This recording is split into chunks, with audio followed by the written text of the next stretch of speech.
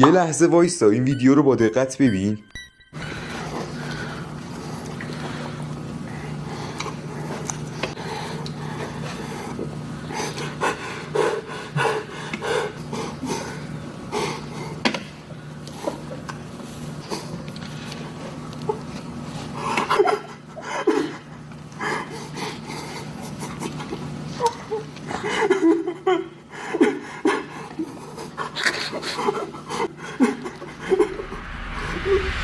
درسته بعد از دیدن این ویدیو یه حس بدی بهتون منتقل شد، ولی بیایید داستان اصلی این فیلم رو بهتون بگم.